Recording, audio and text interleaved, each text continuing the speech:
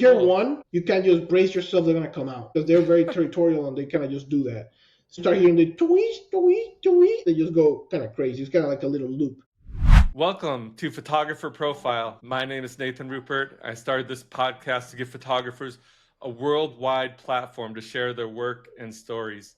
My guest today is Marcos. Hey, Marcos, how you doing? Hey, how's it going, Nathan? Yeah, just give people an introduction about yourself and your photography. My name is Marcos Rodriguez. I go on Instagram by Wild Tigre. I'm based in Florida. I do a lot of wildlife photography here. You're gonna see a lot of gators. You're gonna see a lot of eagles, spoonbills. This is the season where things are getting a little hectic in the rookery, so you have a lot of action there. Doing it for about 10 years. That's when I moved to Orlando. Started out photographing my dog. And when I realized that there was a lot more to see in Florida than just my beautiful Australian Shepherd, I took on wildlife photography and been hooked ever since. Are you a full-time professional? Like photography is your main source of income, or do you have a side job or something? No. I wish 100%. I'm actually an engineer. So I'm an engineer from 9 to 5, Okay. and that allows me to fund my hardcore hobby. Let's go with that. That's what I tell people that I do. It's a hardcore hobby. I do threaten my job all the time, saying that if National Geographic were to call me one day, I'm putting my 2 weeks, but not happen. Hasn't happened yet. And do you sell like art shows or anything like that? Local shows or anything? So I'm actually about to start doing it. The reason why is I've gotten a, a lot of the pictures that I've taken they have gained a lot of traction. If you see a couple of those pictures that I have back there, I was actually contacted by a friend of mine that now owns a interior design company. She liked those pictures. That was back on a trip that I did to New York and did some city photography. And she really loved it for a client of hers. She ended up buying like about 6 of my prints. So that's Wow. my first official sale. Definitely about to take it a little bit more serious and then just set something where people, I can share the art with the world. And do you have any hobbies outside of photography that you enjoy when you get a chance?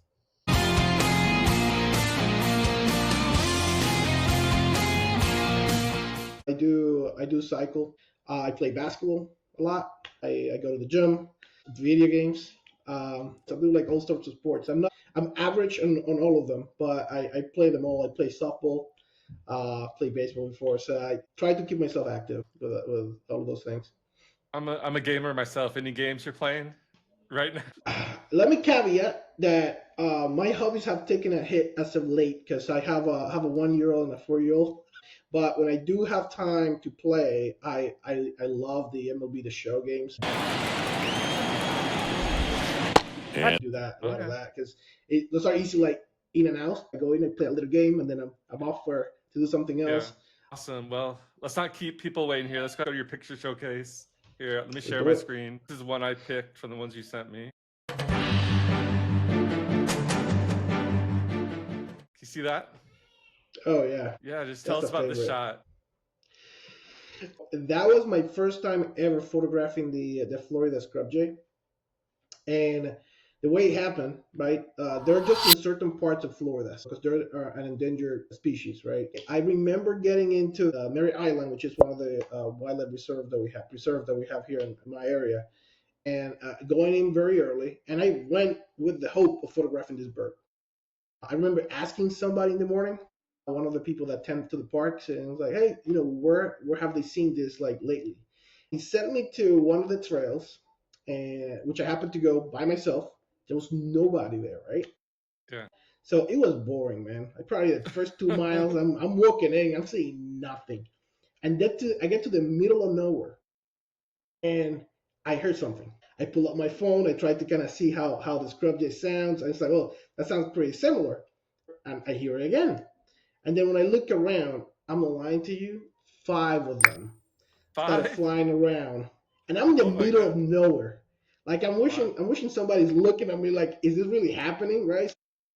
They started doing everything, flying around, getting in poses. I was able to take this type of shots, and it was just incredible for me being the first time I've ever even seen this bird. It was awesome. That was probably one of the happiest days I had to start the year. I know how many times I've struck out trying to get a picture of a bird I'm looking for. Getting this shot was magical. That's the best way to how the describe it. heck did you get it in flight? Like were you just like boom boom boom boom boom?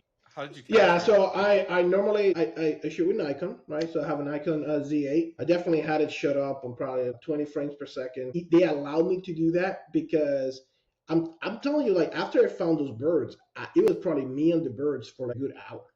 Those Yeah. birds just kept flying and moving. So in wildlife, a lot of it is understanding patterns. I started looking at the patterns, and then I got plenty of in-flight shots because I was able to kind of predict when the bird was gonna take off, and then just like you said, just spray and pray. And I was able to capture some of those shots like that. Was this at 400 or 500 That was lens? probably they were so close that this was probably a 400. I shoot with a 180 to 600.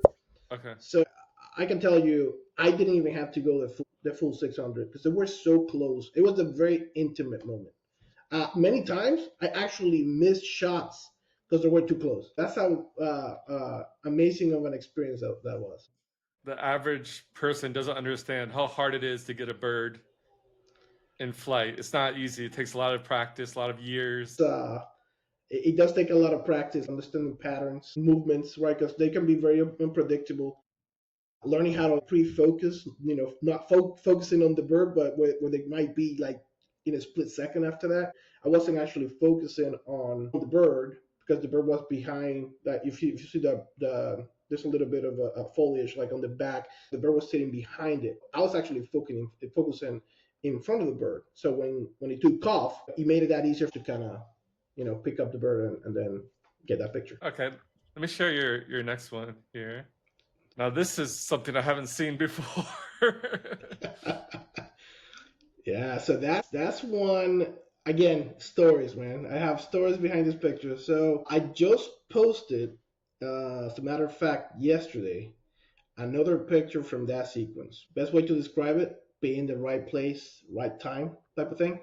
I met a gentleman, right, when I was out there. And I think we were photographing sandhill cranes because it's breeding season. They had little colts, and we were trying to like take pictures of them and whatnot. And I remember we were done with that. Then, the guy was like, "Oh, my wife is waiting for me in the parking lot. Like, I have to go." We saw like a little bit of a commotion with like other people like down one of the other trails. I told him like, "Well, there might be something happening here. You want to come with?" And the guy's like, "Okay, let's just go." As we turn, we don't even make it to where the people are. I see this gray blue heron snatching the snake live. Like I just saw it going Oh whoop my into the god. water, and I was like, "Oh, what was that?" And when he comes out with this snake, and the snake starts like coiling in its face. So I was like, This "Oh is my crazy. god!" I've seen this before. Like I've seen, birds, not only like gray blue herons, but other birds with snakes and whatnot. I've never seen it from the beginning, from the hunt up. So I was able to photograph the beginning of this whole like ordeal to the moment that this heron actually slurped the whole thing like in a spaghetti. So it was crazy. Yeah, this one has been popular. Like I said, I posted another one of this series yesterday, and people just going because Has anyone it's identified what kind of snake that is? Has anyone ever identified what kind of snake that yeah, is? I think that's a banded water snake. Banded water snake. Wow. Okay. Yeah, This is rare. I mean, it doesn't happen. It's one of the kind. Because like I said, I've this is the first time that I've seen it like this with the head just doing all sorts of things. So that made me very happy. That was a very happy moment when I took that series of pictures.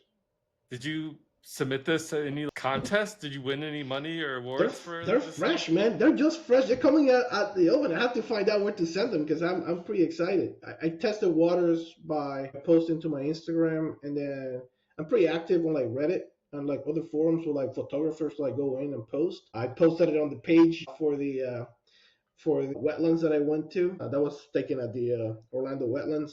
People over there went crazy about that. It's getting a lot of traction to the point that I've been thinking like I need to find out what to send them because Yeah. they're pretty unique. They are pretty unique pictures. You should definitely send it into like one of the wildlife contests or competitions. I think you have a good chance to win. No, I don't want to toot my own horn, but I'm onto something on this one. Yeah, I'll tell you that. All right. Let me ask you a question before we look at the next picture. Sure.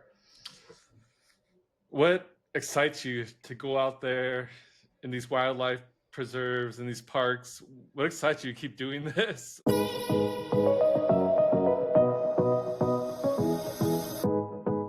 Obviously, the results are pretty good. So I've always said that wildlife photography is my therapy.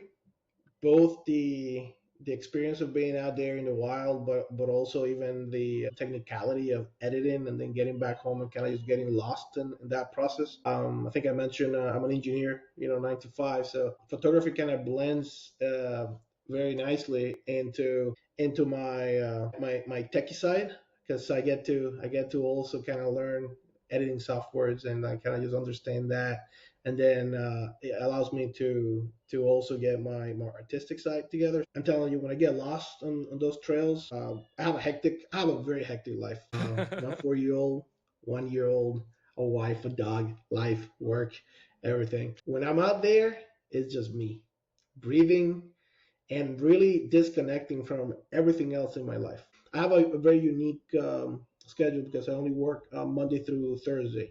So Friday is my wildlife day. Wildlife. I can leave my house at 5, 6 in the morning and not be back till like 5 p.m. Wow. Do you I go to the don't get same place or you go to different spots? normally if I go for a long day, I go to different places because I try to maximize the time that I'm out. I probably will do like morning somewhere, and then midday you probably don't want to shoot because the light's just too harsh. But yeah, man, you ask me like what's this for me? This is therapy. It's the best way of describing it. It's like it allows me to really disconnect and feel like I'm part of something like bigger. It's bigger than anything else. Let's take a look at your next one. Just ignore the baby crying in the background, folks. Don't worry about it. Hey, I've been throwing hints. I've been throwing hints that so I'm in Florida and it is nap time right now. So they're probably fighting because they don't want to go to sleep. I'm telling you that. V formation, victory formation Actually, pose. the good thing about photography is that, especially if you do good editing, it could be a little bit deceiving. That was actually a very overcast day. Very, Oh, very overcast. No light, clouds. There was not much going on. At the wetlands right now, there's a couple of eagles like nests, it's like chicks right now that actually they're kind of big. We knew that one of the things we wanted to photograph that day was an eagle. We went to the nest and it was empty. There's nothing. We were like, oh man, come on. We waited for, I give 45 minutes, nothing. And as we're walking, I think like some of the gentlemen kind of like coming towards us, and he's like, "Are you guys looking for the eagles?" Oh yeah, there's one perch by the osprey's nest. Just go see it. We get there, and there is the eagle, but it's just perched, it's not doing anything. We're waiting for the eagle to take off, to take a picture, just trying to take a picture. It's not a lot of times that you have the chance to take a picture that's looking right in front, like looking in your soul. That's kind of how I describe it. I mean, that eagle was dead center to where we were standing. The guy's got to go. I think he was coming from like Jacksonville or something. He's like, I gotta go, man. But good luck. I actually had a doctor's appointment that I was gonna do virtual. I called to the doctor's appointment, and I tell the girl like, hey, just to let you know, I'm doing some photography right now. So if I drop my phone or something, it's because I'm photographing this eagle. I think like 5 minutes after that, the eagle poops. We're like, oh, it's coming. It's gonna take off. I start taking pictures, and I see some movement. I drop the phone, and as I start shooting, the eagle spreads the wings and then flies off. And that is my favorite shot of the whole thing. Straight up wings, the eagle just looking super regal. I mean, it is by far my best eagle picture like ever. Did the light come out, or you made the background lighter in So Photoshop and editing? that's where the editing comes up. The tree and the eagle, I edited that way to make it pop, to make the Hmm. features kind of just look clear and sharp. The background, I made, instead of just white, right? I am loving using a lot of masks to kind of play Hmm. with different areas of the picture. Did a little masking on the corner to make it pop a little wider. Then I turned the grayish of the background blue, a sort of clear blue sky, but you also make it pop more, and it didn't look so dim. So that's some of the editing that I did. But other than that, the colors and everything, it's as I kind of saw it. So that was good. And do most birds fly after they poop? Is that like standard in the That's the world, thing. bird world? Yeah. Yeah, I don't know if you knew that, but that's a birding thing. So they unload, right? They take off some weight before they take off. So that's why they poop. And eagles poop. When it comes to like birds pooping, it's a big poop, man. The eagles have one of the biggest poops. When I was taking this picture, he tricked me. One time he pooped, but he didn't fly.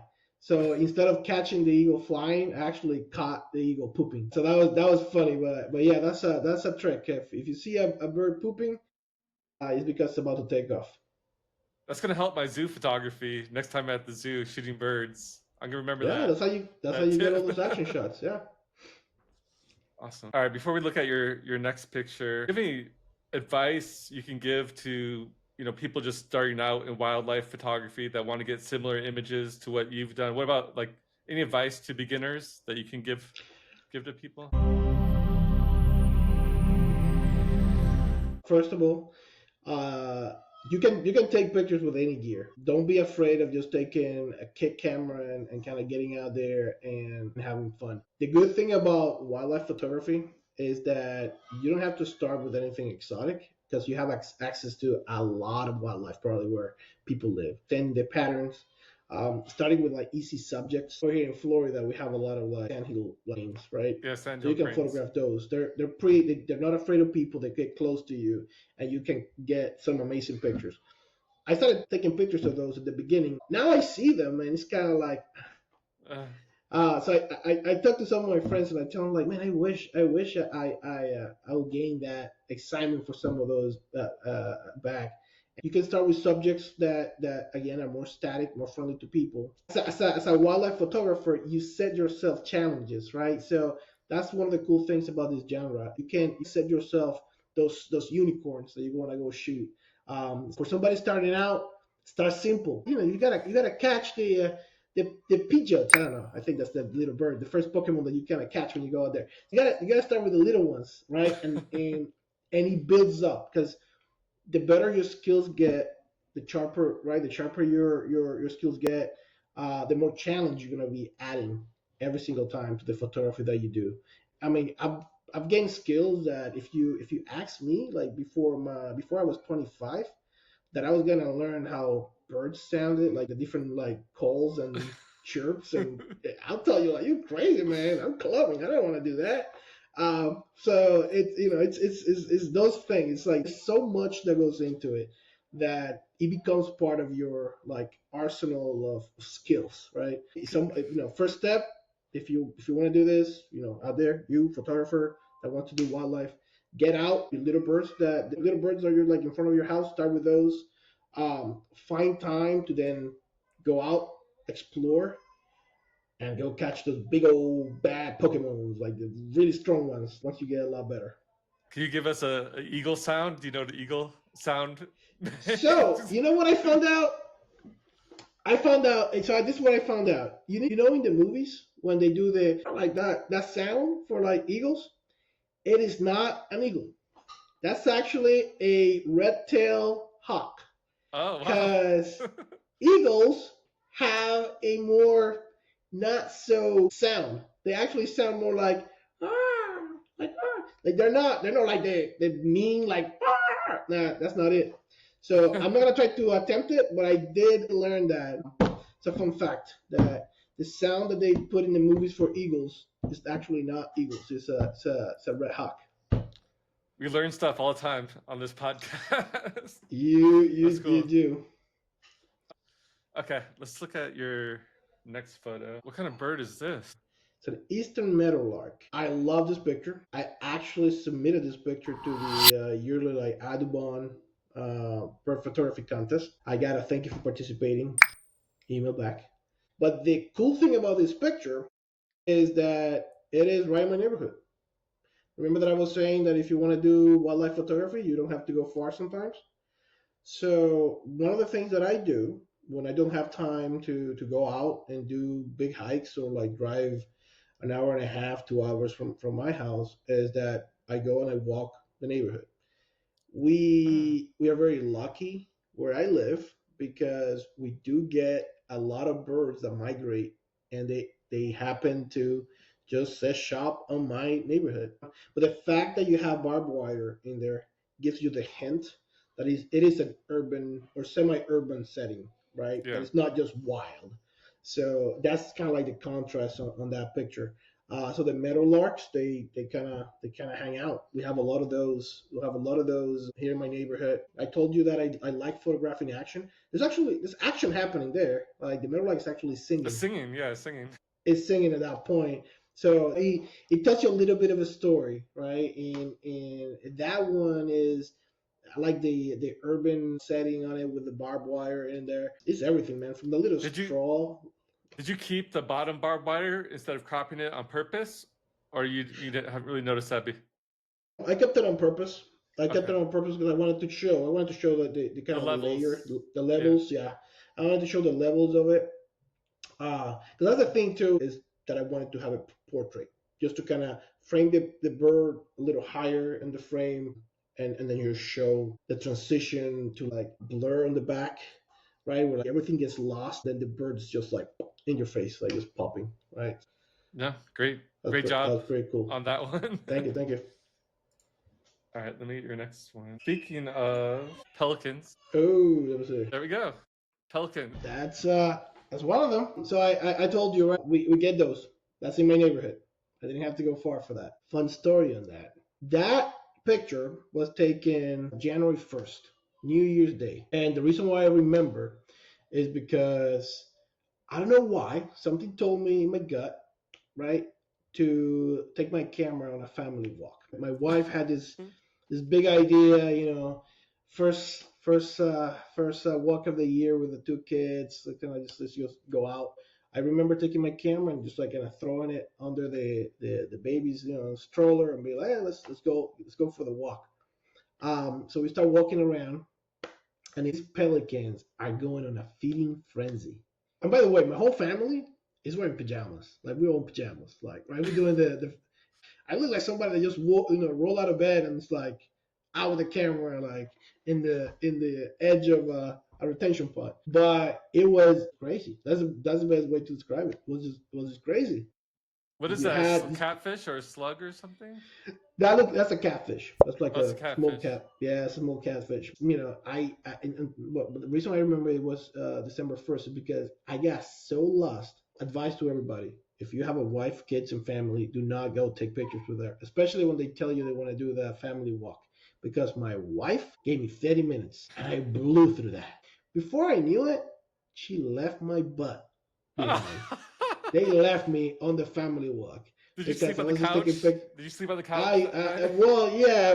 That let's just say that it was a very interesting start of the year in my household. Like I had to explain myself after I got home. But Good. the fact that I came to her and I told her, look, but I took these pictures and they're amazing. It didn't do me any good. She did not buy any of that because she couldn't care about that. These birds are just going into this feeding frenzy. So I posted a video of it where you see all these pelicans just kind of flying all together to the same spot, and then they start just kind of bashing the water or whatever and there's fish flying up, and you see fish just kind of in their bills, just kind of going in and whoop and going back into the bill. It wasn't like in my cards of like, oh, today I'm going out and take pictures of pelicans. This is on a family walk that got me in trouble, but I ended up with really good pictures. Well, thank you for sacrificing your marriage for our entertainment. That's for you people. Just remember that. Remember that. I do it for you all. One. I think there are a couple more. So many different types of birds. Wide variety there. Is this an oriole or what It is is this? not. This Oh, one is a Eastern. What is Toei? oh, Toei. So, yeah, it's a Toei, and the reason why I know this one is because their call is just like their names. They sound Toei, Toei. Toei. So it's easy. Yeah, I'm telling you, you We learn got a lot some of weird bird stuff, man. noises here on this podcast. I, I'm trying. I'm trying my best. Trying my best. But yeah, but you learn a lot of things like that. I'll be completely honest with you. I've gotten a lot luckier with toys than anything else. The reason why I learned that they're very territorial. If you hear one toy singing, what that kind of starts is a kind of chain effect where other toys will start singing and then they go check on each other. So Oh, if you that's hear cool. one, you can't just brace yourself; they're gonna come out, like because they're very territorial and they kind of just do that. So and you start hearing the tweet, tweet, tweet, and they just go kind of crazy. It's kind of like a little loop.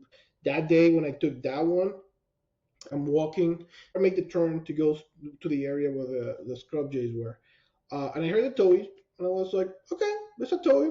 They're gonna come out. So I'm just gonna hang there for a minute, and before you knew it, yep, a couple of them just popped out and started taking pictures. I was looking at the bird, and I was looking at the background with like again the vines and all that. And was like, it would be pretty amazing if that bird kind of landed where those vines are because it'll make for that twisty. So for those of you that know that photography, so what I'm using here is the golden spiral. So I don't use that often. I don't use that one often. Right. This Yeah. one, because of the coiling of it, it's just a perfect golden spiral to the eye. The vine itself drives you into the eye of the toei. And then the other little thing that I loved about that picture is because the vegetation was a little dense, you had the light kind of just trickling in. It wasn't direct light. It was kind of you see the shadows, It's the but you right also see spot kind right of in like his eye of light. The light is like hitting its eye. so that Perfection. I don't want to take credit for that because there's 1,000% like a lot of luck that goes into this. So, I'm not taking credit for everything. I take credit for the praying that I did. Like, oh, please land over there. That was all me. Everything else is a lot of luck. But Okay. yeah. So, do you have a dream shot in your mind, a bird or something that you want to get this photo before you die? Do you have a dream shot in your mind, something you want to do?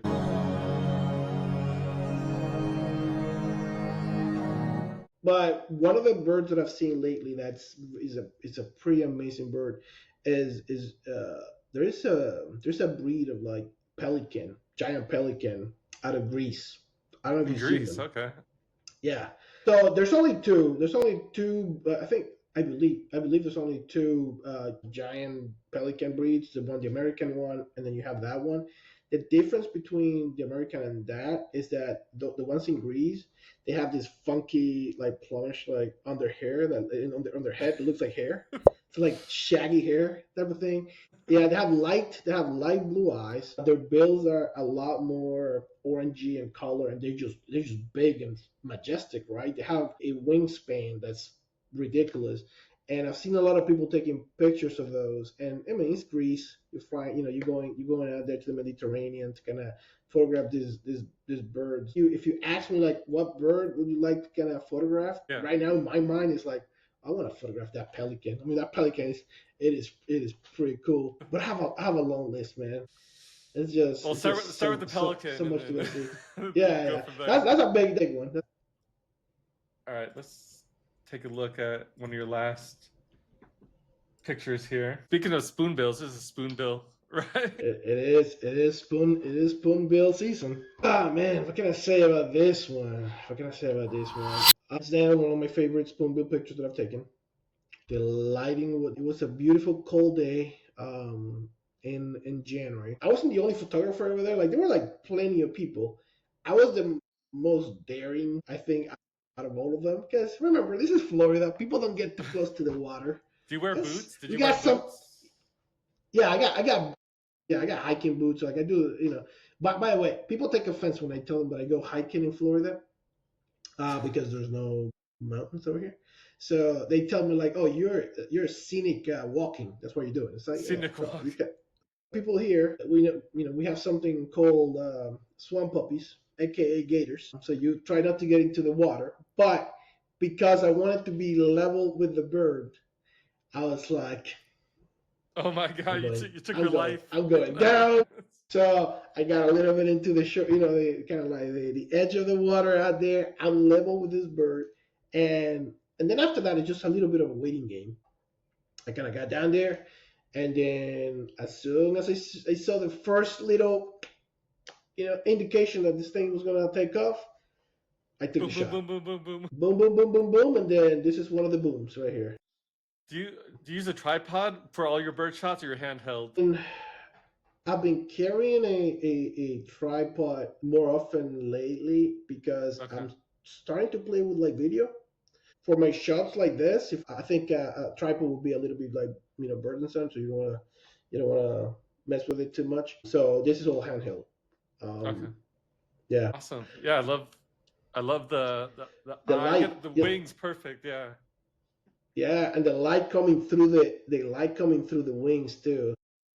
And you got the wing just before it misses the covering the face. Covering the face. That's the thing. Because a lot of people take the picture of the spoonbills when they're flying, and normally you don't get that angle where like the front wing is shorter as far as like what it is in relation to the face He's like going on. mysterious. Like he's Yeah, exactly. And you can see like I'm covering myself type of thing. But yeah, this is, in my opinion, this one is pretty unique. Very happy how it came out because I haven't seen a lot of shots that look this way. All right, last question. I think we're done with all the pictures. Have you seen anything crazy besides the stories that you've told so far? Anything else you've seen out there crazy in the animal kingdom or interactions between animals and humans? Have you seen a Florida man?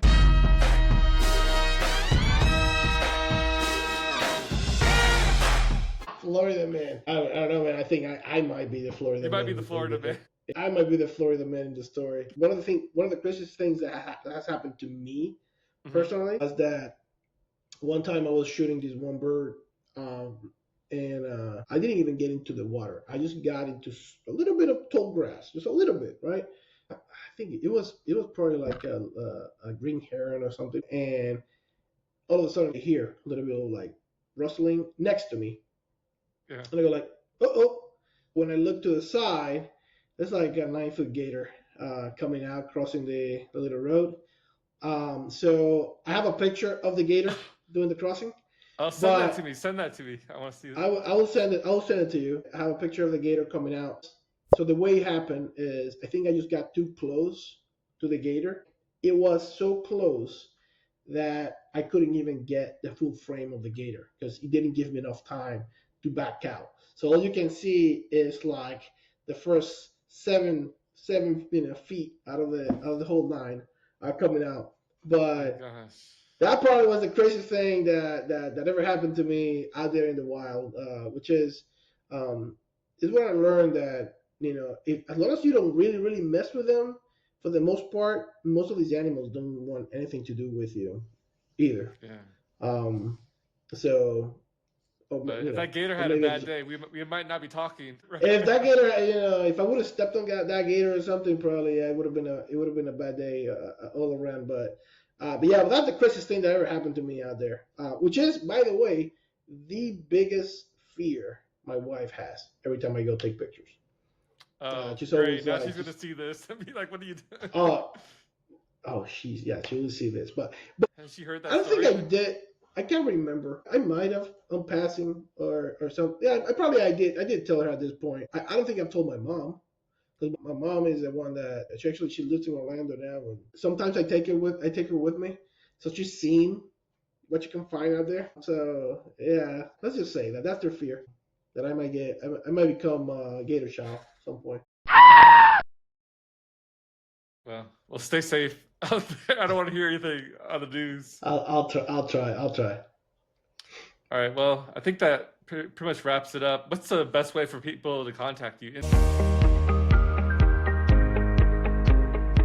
Instagram, your website? How do you prefer people reach out to you? For right now, Instagram. So like I said, my handle is a wild.tigre in Instagram. You'll be able to see all of my pictures. I try to post daily because I have a ton of material. Love to connect with people, and if you like my art, like I said, just get in there, and we'd love to hear from you.